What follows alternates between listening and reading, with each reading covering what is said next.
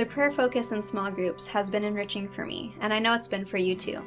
We've covered talking with God, talking to God, and listening to God.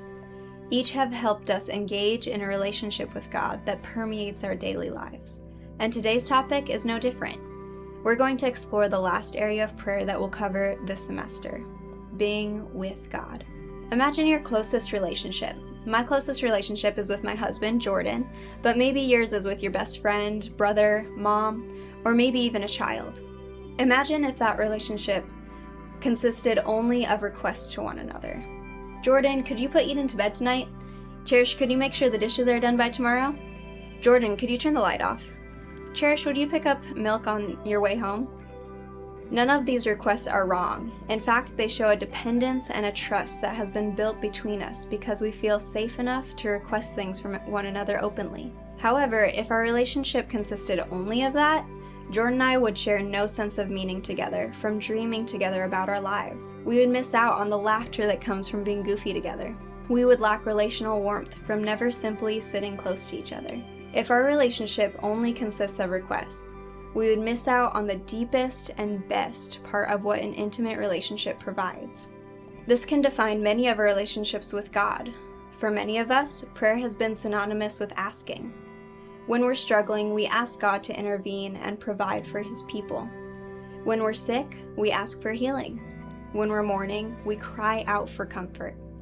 I want to be clear, asking in these ways is not wrong in any way. It shows us that we trust God, that He is the one who accomplishes things in this world, rather than depending for that on ourselves.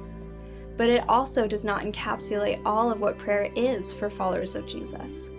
Do we have a reference for prayer that doesn't ask God for anything? Strawn Coleman says, "A strange thing happens when we decentralize asking in our prayer life. What do we do? How do we commune with God without an agenda or necessity? I wonder if the answer is partly why so many of us pray like crazy in suffering, then forget about God and healing. Because we don't know what to do when the basis of our relationship is no longer desperate acceptance, healing, longing, or need. The majority of us reach out to God in desperate circumstances, but then feel lost in prayer when there's nothing dramatic in our lives to talk to God about. What do we do with the mundane moments that take up most of our lives? Can we interact with God here as well? On the other hand, we also assume that in prayer, God is always asking something of us. Maybe He is asking you to pray for a lost people group, or to reach out to a neighbor, go overseas as a missionary. Again, God does ask things of us. That is part of listening to God, like we discussed in small groups. But we reduce God to a consumer if we think that He only uses His people for His purposes. Instead, we're so blessed to worship a relational God who both challenges and lovingly sits with us, one who wants a rich relationship with His children.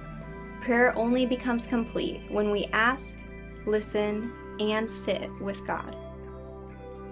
Let's turn to Psalm 131 to center our practice of being with God. My heart is not proud, Lord. My eyes are not haughty. I do not concern myself with great matters or things too wonderful for me. But I have calmed and quieted myself. I am like a weaned child with its mother. Like a weaned child, I am content. Israel, put your hope in the Lord both now and forevermore. The first three statements here define the ways in which the psalmist does not approach God. My heart is not proud. My eyes are not haughty. I do not concern myself with matters too great for me.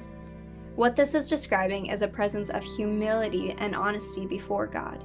It's a realization and awareness of one's place in the light of God. God has seen our whole lives, past, present, and future.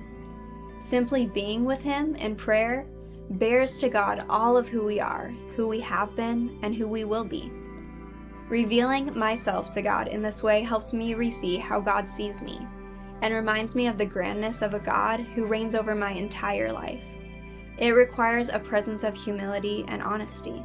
Once we have regained this perspective, the psalmist of 131 invites us to take part in the powerful imagery of being like a weaned child. Now, this may feel weird for many of us since we live in a culture that praises independence, self-initiative, and hard work. Not many of us like to feel as vulnerable as a baby. But the psalmist invites us into this imagery to teach us something important about being with God. In the Nightcott commentary, the author uses the verb that describes this child as weaned or sated. Either way, the imagery leads us to a picture of being fully satisfied, a peaceful baby in the warm and caring embrace of his mother's arms. This baby feels safe and trusts her mother. She has full assurance that she is being taken care of and has no need other than being in this warm embrace. It's so incredible that this psalmist experiences God in a similar way. Calming and quieting ourselves to simply be with God can be challenging and countercultural, but it's worth it to have the privilege of beholding God. Here we can open ourselves to feel safe and satisfied in Him. This vulnerability is important for our deepening relationship with Him. Only in Him do we find ourselves fully content. Finally, from this experience of total contentment in the presence of God, the psalmist exhorts all of Israel to find their hope in God. The only way to trust someone is to experience them. So I join with the psalmist today in exhorting you. Become satisfied like a child with her mother. Quiet yourself. Commune with the ruler of the universe who wants to intimately know you. Open yourself to simply be with God. Now we're going to do a practice called the wardrobe, adapted from the book Beholding by Strawn Coleman. Join with me. Quiet yourself. Breathe in the spirit and breathe out the noise. Take 3 to 5 deep breaths.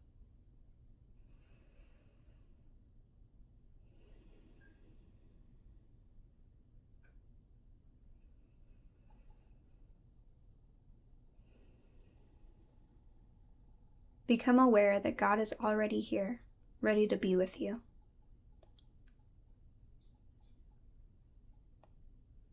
Imagine your chest is a wardrobe that holds your entire life inside. Your past when you're a child or a teenager, your present, and your future. All of the variations of who you have been and who you will be. Imagine yourself opening the wardrobe, bearing every part of your life to the God who created it. Sit with Him here.